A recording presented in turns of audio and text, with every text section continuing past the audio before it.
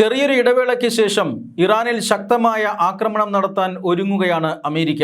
കഴിഞ്ഞ ദിവസം American president Donald ട്രംപിന്റെ നേതൃത്വത്തിൽ നടന്ന ക്യാബിനറ്റ് യോഗത്തിലാണ് തീരുമാനം. ശക്തമായ ആക്രമണം നടത്താനാണ് അമേരിക്ക തീരുമാനിച്ചിരിക്കുന്നത്.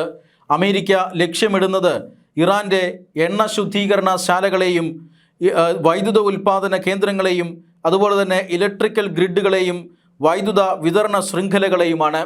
അതായത് ഊർജ കേന്ദ്രങ്ങൾ ലക്ഷ്യമാക്കി അമേരിക്ക അതിശക്തമായ ആക്രമണം നടത്താനൊരുങ്ങുന്നു. ഇറാൻ ഇരുട്ടിലാകും. ഇറാന്റെ ഏറ്റവും പ്രധാനപ്പെട്ട വരുമാന മാർഗമാണ് എണ്ണ കയറ്റുമതി. ആ എണ്ണയുടെ കയറ്റുമതി അല്ലെങ്കിൽ എണ്ണയുടെ ഉൽപ്പാദനം നടത്തുന്ന റിഫൈനറികളെയും അമേരിക്ക ആക്രമിക്കുമെന്നാണ് സൂചന.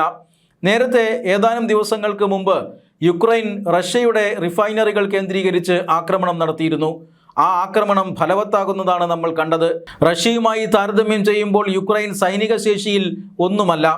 അങ്ങനെയുള്ള ഒരു റഷ്യയെ മുട്ടുകുത്തിക്കാൻ ഈ പറയുന്ന റിഫൈനറി ആക്രമണങ്ങൾ കൊണ്ട് സാധിച്ചു. ഏറ്റവും കൂടുതൽ എണ്ണ ഉൽപ്പാദിപ്പിക്കുന്ന രാജ്യങ്ങളിൽ ഒന്നാണ് റഷ്യ. എന്നിട്ട് പോലും റഷ്യയുടെ പെട്രോൾ പമ്പുകളിൽ കഴിഞ്ഞ ഏതാനും ദിവസങ്ങൾക്ക് മുമ്പ് വാഹനങ്ങളുടെ നീണ്ട നിര അനുഭവപ്പെട്ടു. റഷ്യയിൽ ഉപയോഗിക്കുന്ന ഇന്ധനം ഗ്യാസോലൈനാണ്. രാജ്യത്ത് ഗ്യാസോലൈൻ കിട്ടാത്ത ഒരു സാഹചര്യം വന്നു. കടുത്ത ഇന്ധന പ്രതിസന്ധിയിലേക്ക് റഷ്യ പോയി. ഇത് യുക്രൈൻ അവരുടെ തന്ത്രപ്രധാനമായ റിഫൈനറികളിൽ നടത്തിയ ഡ്രോൺ ആക്രമണങ്ങൾ കൊണ്ടാണ്. ഈ ആക്രമണ തന്ത്രം കോപ്പി ചെയ്യാൻ ഒരുങ്ങുകയാണ് അമേരിക്ക. റിഫൈനറികളെ ആക്രമിച്ചാൽ ഇറാൻ ഇരുട്ടിലാകുമെന്ന കാര്യത്തിൽ തർക്കമില്ല.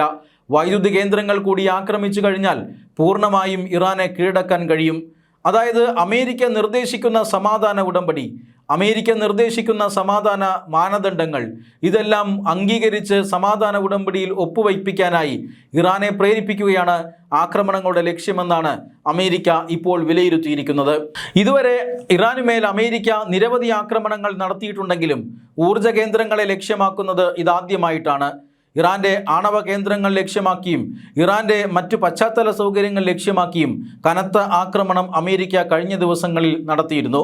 13 ദിവസം നീണ്ടുനിന്ന തുടർച്ചയായ ആക്രമണമായിരുന്നു ഈ അടുത്ത ദിവസങ്ങളിൽ അമേരിക്ക ഇറാനുമേൽ നടത്തിയത്. ആ ആക്രമണം ഇറാന്റെ സൈനിക ശേഷിയെ ഇല്ലാതാക്കാൻ വേണ്ടിയായിരുന്നു.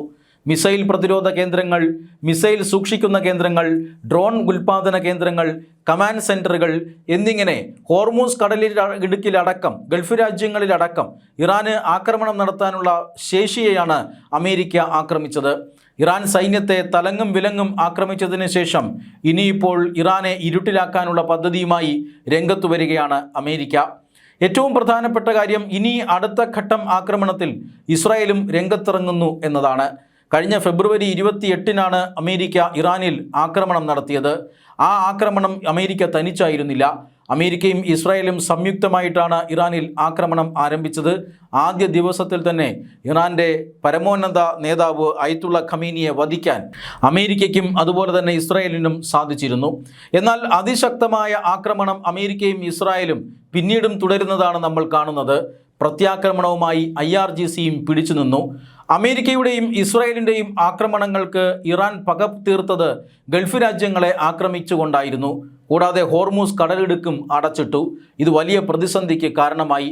പിന്നീട് അമേരിക്കയും ഹോർമൂസ് കടലിടുക്കിൽ ഇറങ്ങി ഇറാൻ തുറമുഖങ്ങളിൽ കനത്ത ഉപരോധം തീർത്തു. അതിപ്പോഴും തുടരുകയാണ്. ഹോർമൂസ് കടലിടുക്കിനെ ചൊല്ലിയാണ് അമേരിക്കയും ഇറാനും തമ്മിലുള്ള പ്രധാനപ്പെട്ട അഭിപ്രായ വ്യത്യാസങ്ങളിലൊന്ന്. രണ്ടാമത്തേത് ഈ ആണവ ആയുധങ്ങളുമായി ബന്ധപ്പെട്ടിട്ടുള്ളതാണ്. ഈ അഭിപ്രായ വ്യത്യാസങ്ങൾ നിലനിൽക്കുമ്പോഴാണ് അമേരിക്ക 13 ദിവസത്തെ കനത്ത ആക്രമണം നടത്തിയത്. ആ ആക്രമണത്തിന് ശേഷം ഒരു ചെറിയ ഇടവേളയുണ്ടായി. ഈ ഇടവേളയിൽ ഇറാനെ ചർച്ചയ്ക്ക് വിളിച്ചതാണ് അമേരിക്ക. എന്നാൽ ഈ വെടിനിർത്തലുകളും ചർച്ചയുമെല്ലാം അമേരിക്കയ്ക്ക് ആയുധം സംഭരിക്കാനുള്ള ഒരു തന്ത്രമാണ് എന്ന് ഇറാൻ അറിയിച്ചു. അതുകൊണ്ട് തന്നെ അമേരിക്കയുമായി യാതൊരു ചർച്ചയുമില്ല എന്ന് ഇറാൻ അറിയിക്കുകയായിരുന്നു. ഇറാഖ് പ്രധാനമന്ത്രിയെ അടക്കം ഇറാനിലേക്ക് അയച്ചുകൊണ്ടാണ് അമേരിക്ക നയതന്ത്ര ശ്രമങ്ങൾ നടത്തിയത്. പക്ഷേ ഇറാൻ അതിൽ വീണില്ല. മാത്രമല്ല, ഇപ്പോൾ അമേരിക്ക വീണ്ടും ആക്രമണം പ്രഖ്യാപിക്കുകയും ചെയ്തിരിക്കുകയാണ്. ഒന്നാം ഘട്ട ആക്രമണങ്ങൾക്ക് ശേഷം പിന്നീട് അമേരിക്ക തനിച്ചായിരുന്നു ഇറാനിൽ ആക്രമണം നടത്തിയത്. ഏകപക്ഷീയമായി വെടിനിർത്തൽ പ്രഖ്യാപിക്കുകയും പിന്നീട് ചർച്ചകൾ നടത്തുകയും ഒക്കെ ചെയ്തിരുന്നു. ഇത് ഇസ്രായേലിന് സ്വീകാര്യമായിരുന്നില്ല. അമേരിക്ക ഇറാനെ ആക്രമിച്ചുകൊണ്ടേയിരിക്കണം എന്നാണ് ഇറാന്റെ താല്പര്യം.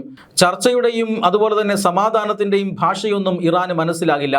അതുകൊണ്ട് തന്നെ ഇറാന്റെ സൈനിക ശേഷിയെ ഇഞ്ചിഞ്ചായി അവസാനിപ്പിക്കണമെങ്കിൽ തുടർച്ചയായ ആക്രമണങ്ങൾ നടത്തണമെന്നായിരുന്നു ഇസ്രായേലിൻ്റെ പക്ഷം. പക്ഷേ അമേരിക്ക അതിന് അനുവദിച്ചില്ല. ഒരവസാന ശ്രമമെന്ന നിലയിൽ സമാധാന ചർച്ചകൾ നടത്തി നോക്കാം എന്നായിരുന്നു അമേരിക്കയുടെ നിലപാട്. അതുകൊണ്ട് തന്നെ യുദ്ധത്തിൽ നിന്നും ഇസ്രായേൽ മാറി നിന്നു. പിന്നീട് ചർച്ചകൾ ഉപേക്ഷിച്ച് അമേരിക്ക സംഘർഷത്തിലേക്ക് കടന്നപ്പോഴും അമേരിക്കയ്ക്കൊപ്പം ഇസ്രായേൽ ചേർന്നില്ല. എന്നാൽ വീണ്ടും കഴിഞ്ഞ ദിവസങ്ങളിൽ ഇസ്രായേൽ പ്രധാനമന്ത്രി Benjamin Netanyahu American president Donald ട്രംപുമായി വൈറ്റ് ഹൗസിൽ ചർച്ച നടത്തിയിരുന്നു. ആ ചർച്ചകളിലാണ് ഭാവിയിലെ ആക്രമണങ്ങളെ സംബന്ധിച്ച തീരുമാനമായത് എന്നാണ് സൂചന. അതുകൊണ്ട് തന്നെ അടുത്ത ഘട്ടം ആക്രമണത്തിൽ ഇസ്രായേൽ സൈന്യവും രംഗത്തുണ്ടാകും. ഇസ്രായേലിൻ്റെയും അതുപോലെ തന്നെ അമേരിക്കയുടെയും യുദ്ധവിമാനങ്ങൾ ഇറാൻ്റെ മേൽ പറക്കുമെന്ന കാര്യത്തിൽ തർക്കമൊന്നുമില്ല. പക്ഷേ അങ്ങനെ ഒരു ആക്രമണം ഉണ്ടായാൽ ഇറാനിലെയും അതുപോലെ തന്നെ അമേരിക്കയിലെയും ഊർജ്ജ കേന്ദ്രങ്ങളെ ലക്ഷ്യം വയ്ക്കുമെന്ന മുന്നറിയിപ്പ് നൽകുകയാണ് ഇറാൻ. മലയാളി വാർത്ത plus, like, share and subscribe.